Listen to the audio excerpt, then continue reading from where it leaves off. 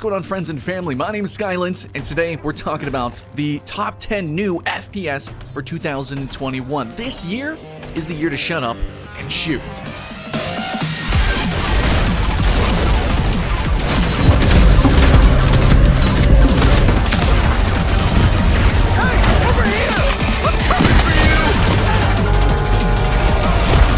Today we're going to be looking at my most anticipated FPS games, but some of them, maybe they could be delayed, but a lot of these games actually have playable early access right now. A lot of them probably should actually release into a proper state. Oh, I don't know. We just saw Cyberpunk. Who knows? But possibly these are going to be some of the most exciting games, period. And of course, if you are a shooter style gamer, then these are absolutely the ones to keep on your radar, regardless of bias. They are ranked based on my bias, but also I think that you're going to be surprised. There's going to be a lot of games that you haven't heard of, and there's going to be a lot of games that are actually pleasantly approachable for most people. So, I mean, yeah, FPSs, you just jump in and click heads, right? That's it. A lot of these games twist the formula, and there's so much weird stuff happening. Can't wait to get into it, so let's not wait, let's get into it. Top 10 new FPS for this year.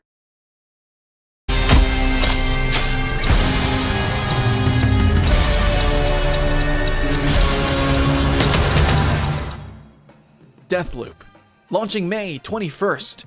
We have a game that sounds kind of like a game jam concept, which is like, okay, we got this like Bioshock-ish environment, sandboxy sort of thing going on.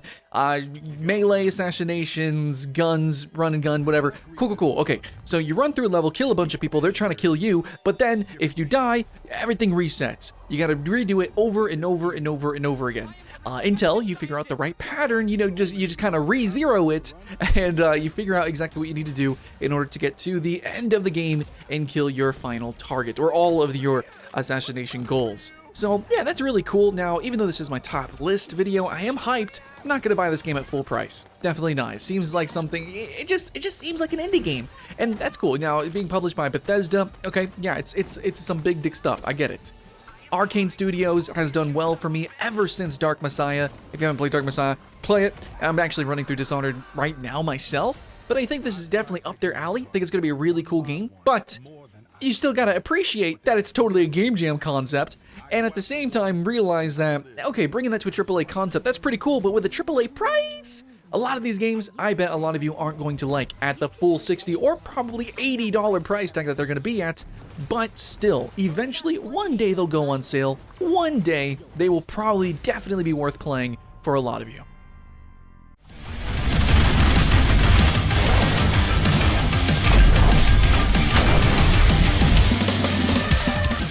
UltraKill. Now, this is a title that I've already played, actually. I got to play the demo, and I had a tremendous amount of fun with it.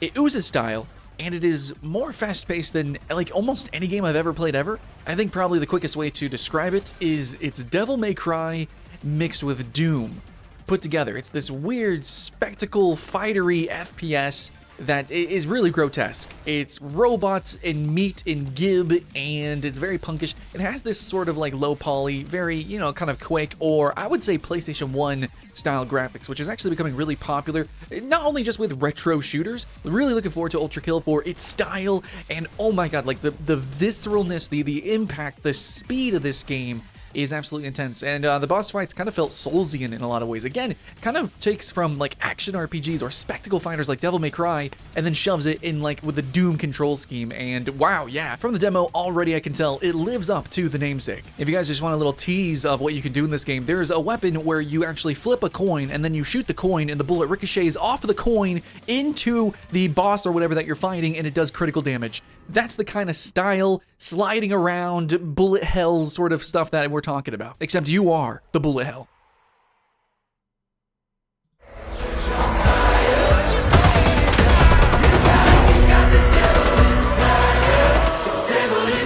Back for Blood. So this is basically Left 4 Dead 3. It's from the developers of the original Left 4 Dead, though a lot of people don't give Valve the credit that they deserve for especially what they've done for Left 4 Dead 2. But, okay, yeah, Turtle Rock, alright, they made Evolve, there were some cool concepts there, but they failed in execution. So there's a lot of backlash when it comes to even to Back 4 Blood already for some things that they've announced. So it's not higher on the list, even though it's such just a solid foundation for a game. It is Left 4 Dead. That's what it is. You can clearly see the different special infected. You can clearly see a lot of the very identical systems from Left 4 Dead. But what they are promising as a service, and hopefully they deliver it, unlike they did with Evolve, is competitive multiplayer. If you guys don't remember, Left 4 Dead actually kind of had an esports scene. There is going to be, obviously, the cooperative story, so you run through the campaign, good stuff, and it's supposed to be extremely replayable. Hopefully they add more systems, more customization, because a lot of the community content that was derived from, you know, being able a Valve game and working with those systems, but it made it amazing. In fact, Left 4 Dead recently just had a whole user campaign thrown into it officially. Fantastic stuff there. Now, I think it's going to be a good game, but is it going to be the greatest game and is it going to be as long-lived as Left 4 Dead? I can only hope. It seems like it could be very hard to go wrong with this, so it's going to make the list, but it can't put it a little bit higher because of the failings of what could have been an amazing game, Evolve. Now, this is actually going to come out on all consoles, like even Xbox One and stuff. Makes sense. Steam, Epic Games Store, all that. Yeah, Xbox One, sure. So, hopefully, though, they do make it with PC gamers in mind with a lot of those tools. And what they do with that, with the competitive scene, really looking forward to it.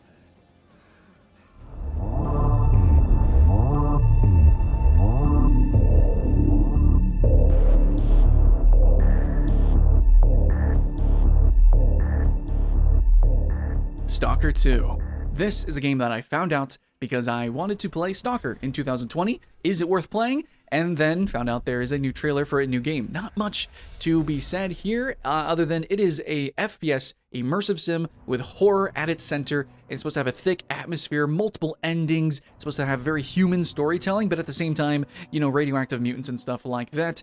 Proper sequel, that's what I'm dreaming of, because I'm going to just skip the original and go right into number 2. But there's a virality to the trailers, and this niche community that used to be the Stalker fan base has grown tremendously, especially with the popularization of, I guess, immersion sims, FPS games, and of course, survival FPS titles. It looks like, I don't know, all lights are on Stalker 2. Right now, everything has come together to make this game quite popular and quite big, so hopefully there is a lot of money put into the production. A AAA quality niche style game like this is something I'm really looking forward to. I mean, if you had fun with games like Fallout 76 or the Fallout series in general like I did, and you wanted something a little bit less comical, a little bit more sincere, definitely more horror drenched, then I think that's going to be Stalker 2.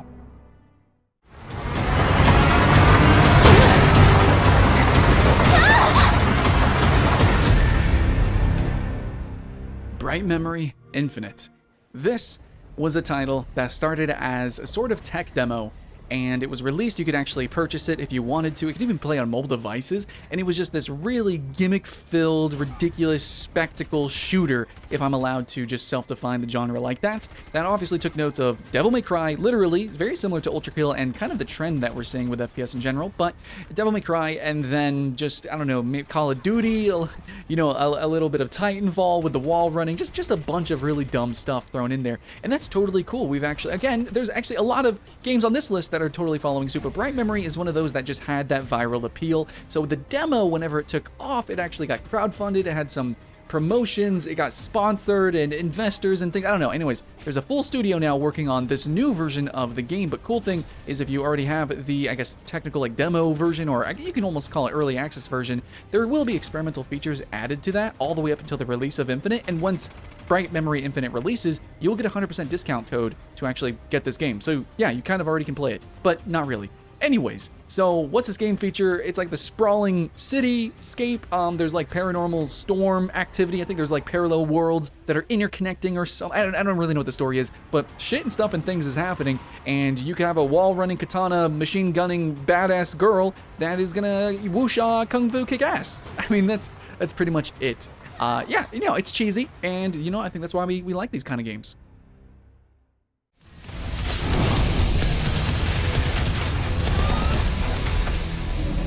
Okay, so next up, talking about Proteus. We have a game that, basically, it is the reason why I wanted to make this list. It was the first spark of like, oh dang, this game looks sweet. Can I make a top 10 of games that are similar to this? Again, the notes of style. You know, like, hey, graphics matter in a video game, imagine that. But the style of this game and how it's so reminiscent of just old school shooters, literally to the point of the frame limiting. A lot of the games that have been in this genre have just looked old and they've looked stylish, but this game looks retro and stylish and gorgeous. You know what I mean? Like, it looks really good.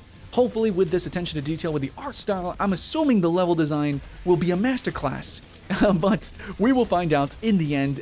Its reviews already on early access for $25 is overwhelmingly positive. That's actually how I found this game. I was looking up the highest reviewed games on Steam, and an early access or FPS, retro FPS, Proteus showed up. And here it is now, and it's the reason for this list.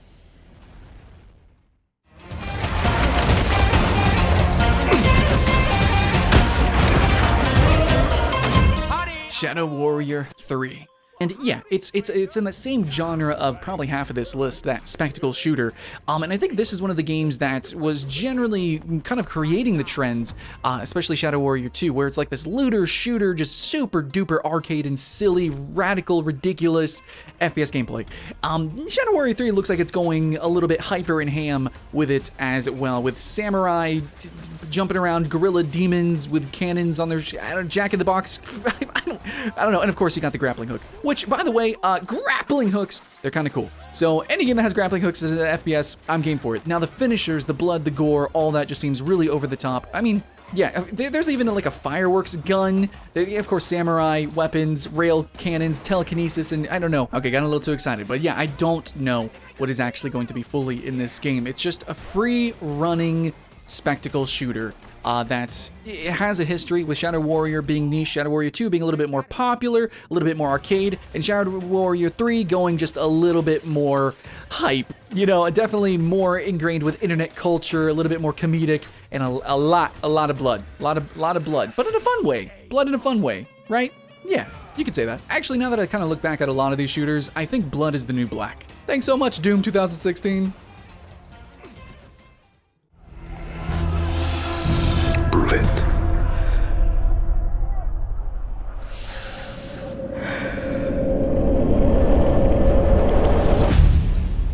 FarCry 6. Sorry I can't show you gameplay, but the game was recently announced. However, still everyone is really hyped for it, especially with that trailer.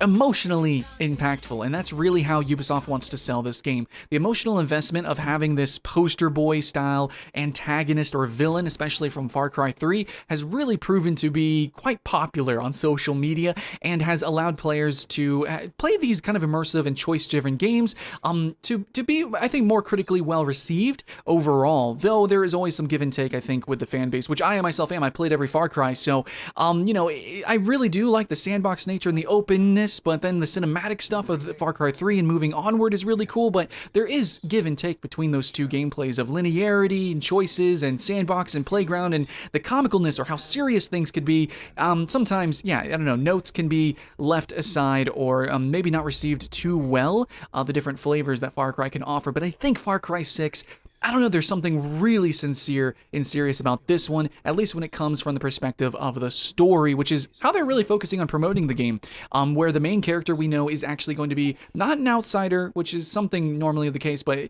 you're actually going to be somebody who is a part of the rebellion within this dictatorship, which is based on Cuba. It's supposed to be the biggest playground we've ever had. Can't wait to see that. And at the same time, we're going to have debatably at least a first-person character perspective of something that is more emotionally invested than ever before as well. So maybe it's going to be the best of both worlds that Far Cry has really teetered between. Bare your fangs! Fight hard! Die well!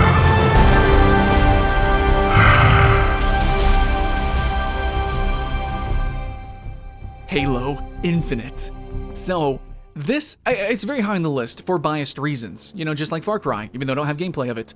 Halo, okay, so I'm just gonna come out and say this, the gameplay looked, compared to everything else on this list, especially like UltraKill or Bright Memory or Prodeus, Shadow Warrior, I mean, everything basically, it just looks really slow. And yet it does seem to have some mechanics in emulation of Doom 2016 and, you know, the trends of, oh, gotta have a grappling hook. So I think that when it comes to the free-to-play version for Halo Infinite, that's going to be awesome. It might even reignite an esports scene, possibly. I would really appreciate it. I don't see why not. I miss Halo multiplayer so much, and that's really why it's on this list. But for the campaign and the footage that I'm showing you, I have to admit that I've kind of fallen off the rails on the story. I stopped playing competitively right after Reach or right it during Reach as well. So I used to play Halo competitively, but in the end, Halo just kind of has become slower and less of a spectacle and less bombastic than all these other games. You know, like Doom 2016 really just, oh man, hit it home, right? But Halo, I think, can come back. Halo still has something special, especially with the mixed combat, all the different vehicles, and the sweeping epic that is Halo, the story, the continuation. We gotta finish the fight, but the fight won't be finished ever because they gotta keep making money, keep making more Halos, and that should be okay. But I think a lot of us has fallen off the wagon. Still, I think it's really hyped because Microsoft has been doing some really awesome things lately with the Xbox Game Pass, pushing it for PC gaming, and of course a reignition of a competition for a couple of games. Halo, namely, should be one that gets up there. So yeah, I'm looking forward to that, but I do have to admit, gameplay looks a little bit slower than others, so we'll see. I can't put it at number 1, even though I want to. There's some other games that just look a little bit more special that I really needed to shout out for this list, but hey, made it pretty high, didn't it? What do you guys think? Is Halo gonna make a comeback here and now? Let me know in the comments below.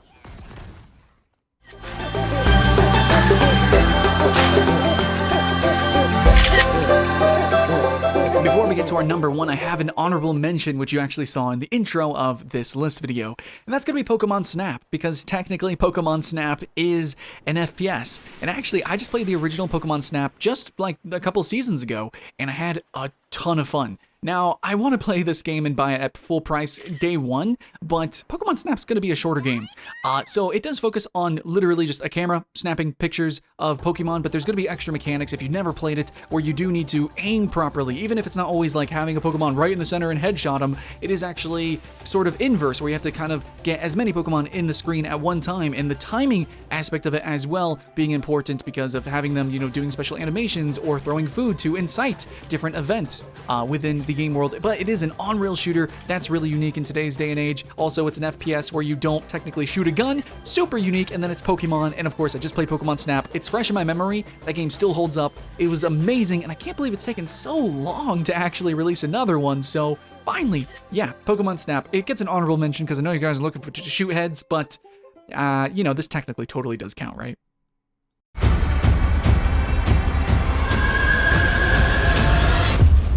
And finally, number 1 for my most anticipated FPS game for this year is going to be Resident Evil Village.